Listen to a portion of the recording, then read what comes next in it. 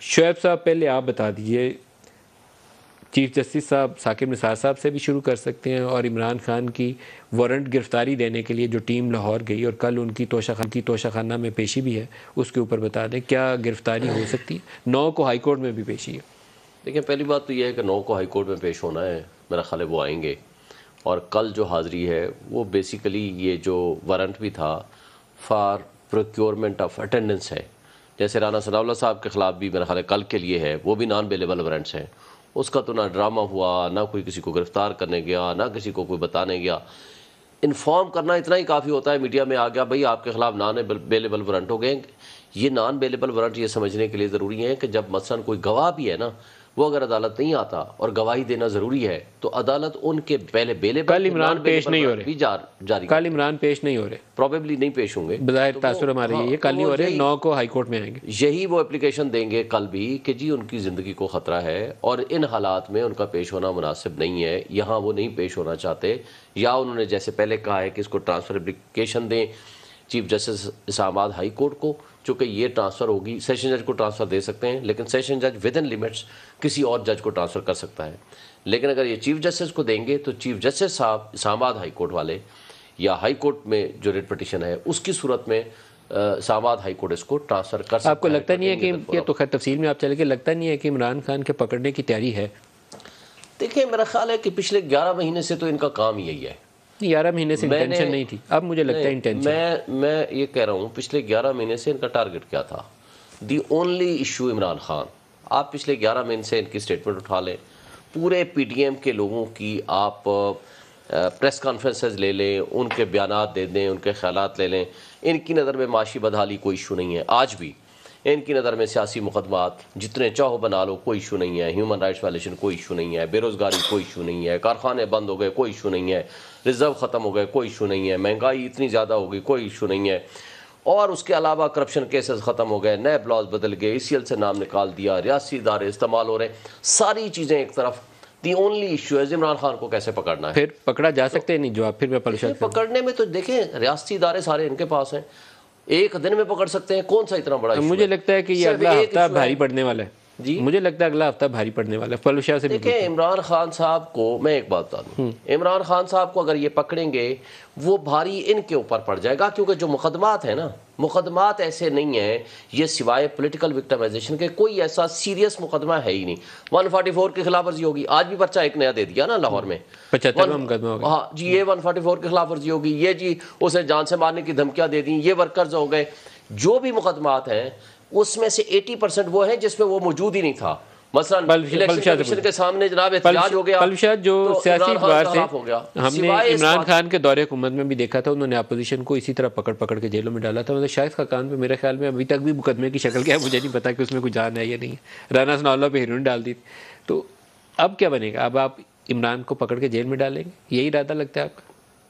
دیکھیے یہ تو اب انٹیریئر منسٹر کی ثواب دید ہے، لیکن یہ جو ساری باتیں ہیں آپ مجھے بتائیے کہ اس میں آپ کو ایسا نہیں لگ رہا کہ عمران خان صاحب کے آگے مکافات کا عمل آ رہا ہے؟ جو کچھ انہوں نے کیا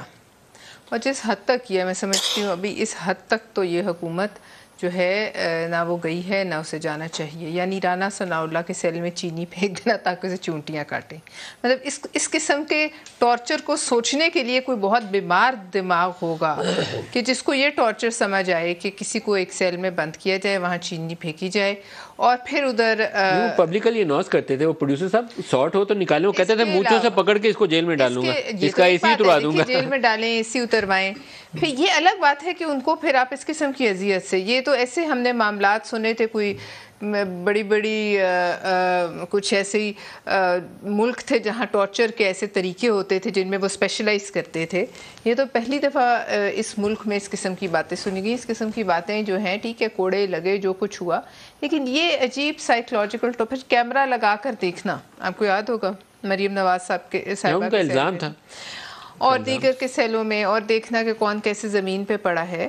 تو بات یہ ہے کہ یہ چکر تو گھومتا ہے، یہ مقافات کا چکر ہے، آج ادھر کوئی اوپر ہے اور کل کوئی نیچے ہے، جو گھڑی کی سوئی 12 بجاتی ہے وہی سوئی پھر 6 بھی بجاتی ہے۔ لیکن نواز شریف کی تقریر کے اوپر پابندی عمران خان نے لگائی تھی، اور 3 دفعہ کا فارمر پرائم منسٹر تھا، انہیں اپنے اس وقت کے ہتھ کنڈے بھول گئے تھے، اب ان پہ لگی زیادتی ہے، غلط ہے، نہیں لگنی چاہیے۔ اچھا پھر آپ یہ دیکھ لیجئے کہ جو اس زمانے میں سب سے اس وقت دیکھنے کی بات ہے کہ یہ تو ہوا اس ملک میں پہلے بھی ہوتا رہا ہے نا،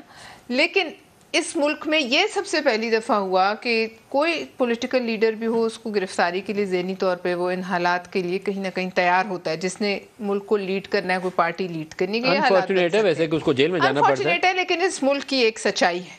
آپ دیکھ لیجئے زرداری صاحب کے پاس آئے، کس طریقے سے نیب آئی تھی، یاد ہے آپ کو، زرداری ہاؤس آئے، ان کو بٹھایا گیا، عزت سے زرداری صاحب ساتھ اٹھ کے چلے گئے۔ اسی طریقے سے فریال تالپور صاحبہ کو بھی عید کی رات انہوں نے دھکے مار کے ہسپتال سے جیل بھیجا۔ آپ کو چاہے کوئی کتنا ہی ناپسند ہو، جو ہے گھر کی خواتین ان کی بھی اتنی ہی جو ہے عزت والی اور مقدم ہیں جتنی آپ کی ہیں، لہٰذا جو آپ اپنے لیے پسند نہ کریں وہ دوسرے کے گھر میں جو ہے وہ آپ ڈال کے وہاں چسکے لیں اس قسم کا ظلم کر کے۔ تو اب میں یہ سمجھتی ہوں کہ اگر دیکھیے ابھی بھی میں یہ کہتی ہوں جس مقدمے میں ان کی گرفتاری ضروری ہے وہ ضرور ہونی چاہیے۔ پولیٹیکل وچ ہنٹ کے تو دیکھیے ہم دونوں پارٹیز نے جو ہے اس کا بڑا خمیازہ بھگتا ہے، اور ہم نے ہماری تو سبق نہیں کسی نے بھی سیکھا، نہ عمران نے سیکھا نہ آپ دونوں نے سیکھا۔ نہیں ہم نے تو سیکھا ہوا ہے، دیکھیے آپ 4 سال جیلوں میں رہ کے آئے، ہمارے دور میں کوئی سیاسی قیدی نہیں تھا، ہمارے دور میں کوئی سیاسی آج جو کچھ کیا ہو اس کے اوپر تو ہم پردے نہیں ڈال سکتے نا۔ اگر فواد چودھری کو آپ وہ شراب کی بوتل پہ پکڑ سکتے ہیں، وہ اس کو شیخ رشید کو پکڑ کے کہتے ہیں کہ وہ نشے کی حالت میں تھا، تو آپ نے سیکھا کچھ نہیں ہے، نہیں تو یہ کام نہ کرتے۔ عابر شیر علی، آپ بتائیے گا، آپ کی مجھے لگتا ہے کہ وہ جو ٹکڑی کا دونوں پلڑے برابر ہوں گے، یہ جو مریم کا سلوگن ہے، اس سے مراد یہی ہے کہ نااہل بھی ہوگا، عمران جیل بھی جائے گا۔ دیکھیں ندیم ملک صاحب، میں کچھ باتیں پہلے شعیب صاحب نے بھی کی، میں ان کی گزارش کرنا چاہتا ہوں کہ عمران خان کو جیل جانے سے نہیں ڈرنا چاہیے۔ جو شیلڈ اس نے لی ہوئی ہے وہاں پر بے گناہ شہریوں کی، جو اور بھی نئے اسکینڈل روزانہ سامنے آتے ہیں، شعیب صاحب کو اس کو بھی مد نظر رکھنا چاہیے۔ شعیب صاحب کو یہ بھی مد نظر رکھنا چاہیے تھا کہ نواز شریف پر پیناما شروع کر کے اقامہ کی بنیاد پر ان کو ڈسکوالیفائی کر دیا گیا،